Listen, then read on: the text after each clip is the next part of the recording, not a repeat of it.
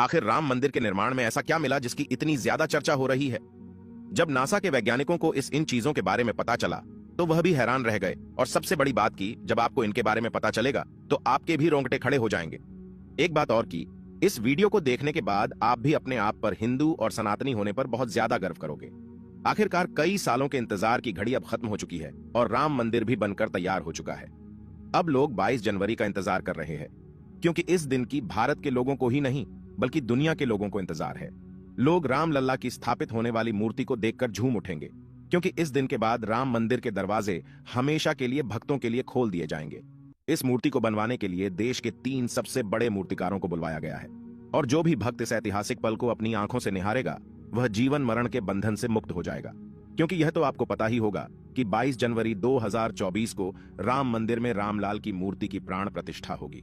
लेकिन यह मंदिर तो बनकर भले ही तैयार क्यों ना हो गया हो, लेकिन इसके निर्माण के समय कई ऐसे चमत्कार हुए हैं, उसे देखकर मंदिर के पड़ती समेत कई लोग दंग रह गए हैं। यहां तक इन चीजों को देखकर नासा के वैज्ञानिकों ने तो अपना सर ही पकड़ लिया है, और तो और वह एक ऐसी गहरी सोच में पड़ गए हैं कि मानो उन्होंने कोई भयानक चीज देख ली हो। आज की इस वीडियो में हम राम मंदिर के बनते वक्त हुए उन चमत्कारों और रहस्यमयी चीजें के बारे में आपको बताएंगे, जिसे सुनकर शायद आप भी यकीन ना कर पाओ। आपको बता दें कि जब यहां मंदिर निर्माण का काम चल रहा था तब एक 1200 खांभों की ड्राइंग तैयार करवाई गई और अमेरिका से एक विशिष्ट वैज्ञानिकों की टीम को बुलवाया गया ताकि वे इसका निरीक्षण करके होने वाली हर एक कमियों को दूर कर दे और राम मंदिर की शान में 4 चांद लगा दे। लेकिन जैसे ही राम मंदिर के निर्माण के वक्त वहां की धरती को खुद गया, तब उस धरती से एक ऐसी वस्तु निकली कि उसे BCC देखकर सभी के होश उड़ गए। और उसे चमत्कारी और दिव्या वस्तु ने न सिर्फ उन वैज्ञानिकों के होश उड़ाए बल्कि भारत सरकार को भी हिलाकर रख दिया, जिसके बाद तुरंत एक कमेटी बनाई गई और उसकी जांच के लिए लगा दी। लेकिन उसके बाद कुछ ऐसा हुआ कि वे सभी भी प्रभु श्री राम के भक्त बन गए। दरअसल यह बात है राम मंदिर के निर्माण के समय की, जब अमेरिका से थॉमस नाम के एक वैज्ञानिक भारत में राम मंदिर निर्माण कार्य के दौरे पर आए हुए थे। यहां आकर उन्होंने देखा कि राम मंदिर का निर्माण कार्य तो काफी चल रहा है, जिसके बाद उन्होंने अपना रूटीन काम फिर से करना शुरू कर दिया और अपना काम करना शुरू कर दिया। अपने काम करने के दौरान जैसे ही उनकी नजर मंदिर परिसर की तरफ गई तो उन्हें एक ऐसी जगह दिखाई जहां पर वहां धरती नरम पड़ी हुई थी। देखने में वह धरती वहां की जगह से पूरी अलग ही दिख रही थी। थॉमस को अपनी अंतरात्मा से कुछ अलग सी प्रेरणा मिलने लगी और तुरंत थॉमस ने अपने मजदूरों को वहां की खुदाई करने को बोल दिया। एक बार के लिए तो मजदूर भी हैरान हो गए कि ऐसी धरती की वह खुदाई क्यों करवा रहे हैं, लेकिन मजदूरों को तो उनका ऑर्डर मानना ही काम था, इसलिए उन्होंने बिना कुछ सवाल किए खुदाई शुरू कर दी। जैसे ही वहां पर खुदाई शुरू हुई, कुछ ही देर बाद उस धरती से पानी का प्रवाह शुरू हो गया। उस बहते हुए पानी को देख खुदाई करने वाले मजदूर परेशान हो गए, क्योंकि पानी के अंदर खुदाई करना मुश्किल ही नहीं बल्कि नामुमकिन सा हो जाता है। लेकिन जब इस पानी का सर्वेक्षण किया तो पता चला है कि यह पानी तो पास ही में बह रही सरयू नदी का पानी है। वे लोग यह समझ नहीं पाए कि यह माता सरयू का आशीर्वाद है कि वह खुद राम मंदिर के निर्माण में सहयोग कर रही थी। इस पानी ने सभी वैज्ञानिकों को एक गहरी सोच में धकेल दिया। वे यह सोचने लग गए कि अगर ऐसे ही पानी निकलता रहा तो जहां एक भव्य मंदिर का निर्माण कैसे हो पाएगा, क्योंकि एक पानी वाली सतह पर मजबूत मंदिर बनवाना कोई हंसी खेल की बात नहीं थी। उस समय सभी के दिमाग में एक ही बात थी कि सरयू नदी का मंदिर की भूमि के नीचे मिलना कोई चमत्कार है या फिर कोई कुदरत का करिश्मा, यह कोई भी नहीं जानता था। आखिरकार जब कोई भी समाधान नहीं मिला तब सभी मिलकर श्री राम से प्रार्थना करने लगे, क्योंकि जाहिर सी बात थी जब तक वो माता सरयू के पानी की धारा बंद नहीं होगी तब तक आगे का काम शुरू नहीं किया जा सकता था। लेकिन अगले ही दिन श्री राम ने उनकी पुकार सुन ली और माता सरयू का पानी स्वतः ही बंद हो गया और एक बार फिर राम मंदिर का निर्माण कार्य जोरों शोरों से शुरू हो गया। और यह काम इस कदर चला कि अब यहां अपने अंतिम छोर पर पहुंच चुका है, या यूं कहें कि यह पूरा तैयार ही हो गया है और 22 जनवरी को यहां श्री राम की प्राण प्रतिष्ठा भी की जाएगी। यह मंदिर इतना भाव बना है कि इस देखने के लिए भारत सरकार ने यहां पर एक अंतरराष्ट्रीय हवाई अड्डा भी बनवाया है, ताकि देश और दुनिया के लोग सीधे ही यहां पर आ सके और इसे देख सकें। यह मंदिर तो आप कभी भी देख सकते हैं, लेकिन अब सवाल यह है कि जब पुराने समय में यहां पर राम मंदिर था वह कैसा दिखता था, जिसे तोड़कर बाबर ने बाबरी मस्जिद बनाई थी। उसे राम मंदिर का निर्माण आखिर किसने किया था, क्योंकि यह रहस्य आज तक सीमित लोगों को ही पता है, ज्यादातर लोगों को इसके बारे में कुछ भी मालूम नहीं है। तो चलिए आज मैं आपको इसका पूरा रहस्य इस वीडियो के माध्यम से बता देता हूं, तो बने रहेगा हमारे साथ वीडियो में एंड तक। आखिर उस समय भगवान राम की नगरी अयोध्या को किसने बनाया था? यह पवित्र नगरी हिंदुओं के लिए बहुत ही ज्यादा महत्वपूर्ण है, क्योंकि यहां पर स्वयं प्रभु श्री राम का जन्म हुआ था, इसलिए इसे राम जन्मभूमि भी कहते हैं। इतिहासकारों के अनुसार कौशल प्रदेश की प्राचीन राजधानी अवध को कालांतर में अयोध्या और बौद्ध काल में साकेत कहा जाने लगा। अयोध्या मूल रूप से मंदिरों का शहर था। हालांकि यहां खुदाई के वक्त आज भी हिंदू, बौद्ध एवं जैन धर्म से जुड़े मंदिरों के अवशेष देखे गए, जिसमें खंभों से लेकर हिंदू आकृतियां बनी हुई थीं। अयोध्या नगरी में होने का वर्णन भी वाल्मीकि रामायण में मिलता है।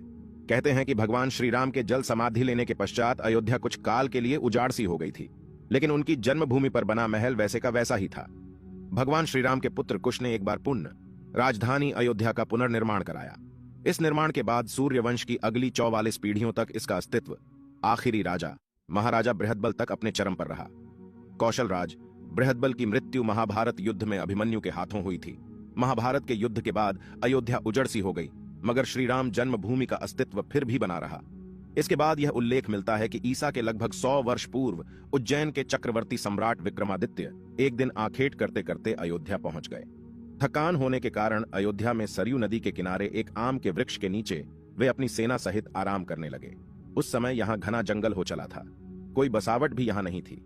महाराज विक्रमादित्य को इस भूमि में कुछ चमत्कार दिखाई देने लगे। तब उन्होंने खोज आरंभ की और पास के योगी व संतों की कृपा से उन्हें झांत हुआ कि यह श्री राम की अवध भूमि है। उन संतों के निर्देश से सम्राट ने यहाँ एक भव्य मंदिर के साथ ही कूप, सरोवर, महल आदि बनवाए। कहते हैं कि उन्होंने श्री राम जन्मभूमि पर काले रंग के कसौटी पत्थर वाले 84 स्तंभों पर विशाल मंदिर का निर्माण करवाया था। इस मंदिर की भव्यता देखते ही बनती थी। विक्रमादित्य के बाद के राजाओं ने समय समय पर इस मंदिर की देखरेख की। उन्हीं में से एक शुंग वंश के प्रथम शासक पुष्यमित्र शुंग ने भी मंदिर का जीर्णोद्धार करवाया था। पुष्यमित्र का एक शिलालेख अयोध्या से प्राप्त हुआ था, जिसमें उसे सेनापति कहा गया है तथा उसके द्वारा 2 अश्वमेध यज्ञों के किए जाने का वर्णन है। अनेक अभिलेखों से ज्ञात होता है कि गुप्त वंशीय चंद्रगुप्त द्वितीय के समय और तत्पश्चात काफी समय तक अयोध्या गुप्त साम्राज्य की राजधानी थी। गुप्तकालीन महाकवि कालिदास ने अयोध्या का रघुवंश में कई बार उल्लेख किया है। इतिहासकारों के अनुसार 600 ईसा पूर्व अयोध्या में एक महत्वपूर्ण व्यापार केंद्र था। इस स्थान को अंतरराष्ट्रीय पहचान 5वीं शताब्दी में ईसा पूर्व के दौरान तब मिली जबकि यह एक प्रमुख बौद्ध केंद्र के रूप में विकसित हुआ। तब इसका नाम साकेत था। कहते हैं कि चीनी भिक्षु फाहियान ने यहाँ देखा कि कई बौद्ध मठों का रिकॉर्ड रखा गया है। यहाँ पर 7वीं शताब्दी में चीनी यात्री हेनत्सांग आया था। उसके अनुसार यहाँ 20 बौद्ध मंदिर थे तथा 3000 भिक्षु रहते थे और यहाँ हिंदुओं का एक प्रमुख और भव्य मंदिर भी था, जहाँ रोज हजारों की संख्या में लोग दर्शन करने आते थे। इसके बाद ईसा की 11वीं शताब्दी में कन्नौज नरेश जयचंद आया तो उसने मंदिर पर सम्राट विक्रमादित्य के प्रशस्ति शिलालेख को उखाड़कर अपना नाम लिखवा दिया। पानीपत के युद्ध के बाद जयचंद का भी अंत हो गया। इसके बाद भारतवर्ष पर आक्रांताओं का आक्रमण और बढ़ गया। आक्रमणकारियों ने काशी, मथुरा के साथ ही अयोध्या में भी लूटपाट की और पुजारियों की हत्या कर मूर्तियां तोड़ने का क्रम जारी रखा। लेकिन 14वीं सदी तक वे अयोध्या में राम मंदिर को तोड़ने में सफल नहीं हो पाए। विभिन्न आक्रमणों के बाद भी सभी झंझावातों को झेलते हुए श्री राम की जन्मभूमि पर बना भव्य मंदिर 14वीं शताब्दी तक बचा रहा। कहते हैं कि सिकंदर लोदी के शासनकाल के दौरान यहाँ मंदिर मौजूद था। 14वीं शताब्दी में हिंदुस्तान पर मुगलों का अधिकार हो गया और उसके बाद ही राम जन्मभूमि एवं अयोध्या को नष्ट करने के लिए कई अभियान चलाए गए। अंततः 1527 से 28 में इस भव्य मंदिर को तोड़ दिया गया और उसकी जगह बाबरी ढांचा खड़ा किया गया। कहते हैं कि मुगल साम्राज्य के संस्थापक बाबर के एक सेनापति ने बिहार अभियान के समय अयोध्या में श्री राम के जन्म स्थान पर स्थित प्राचीन और भव्य मंदिर को तोड़कर एक मस्जिद बनवाई थी, जो 1992 तक विद्यमान रही। बाबरनामा के अनुसार 1528 में अयोध्या पडीडी ढाव के दौरान बाबर ने मस्जिद निर्माण का आदेश दिया था। अयोध्या में बनाई गई मस्जिद में खुदे 2 संदेशों से इसका संकेत भी मिलता है। इसमें एक खास तौर से उल्लेखनीय है। इसका सार है, जन्नत तक जिसके न्याय के चर्चे हैं, ऐसे महान शासक बाबर के आदेश पर दयालु मीर बकी ने फरिश्तों की इस जगह को मुकम्मल रूप दिया। हालांकि यह भी कहा जाता है कि अकबर और जहांगीर के शासनकाल में हिंदुओं को यह भूमि एक चबूतरे के रूप से सौंप दी गई थी, लेकिन क्रूर शासक औरंगजेब ने अपने पूर्वज बाबर के सपने को पूरा करते हुए यहाँ भव्य मस्जिद का निर्माण कर उसका नाम बाबरी मस्जिद रख दिया था। लेकिन अंत में बाबरी मस्जिद का भी विध्वंस कर दिया गया और इस जमीन पर कई वर्षों तक कैसे चलता रहा और अंत में यह जमीन हिंदुओं को सौंप दी गई, जिस पर आज श्री रामलाल का भव्य मंदिर बनकर तैयार हो चुका है। और 22 जनवरी को यहाँ पर प्राण प्रतिष्ठा भी कर दी जाएगी, जिसकी तैयारी अब वैसे अगर आप में से कोई अयोध्या निवासी है तो हमें अयोध्या के बारे में कमेंट में जरूर बताना और ऐसी ही जानकारी को जानने के लिए चैनल को सब्सक्राइब करना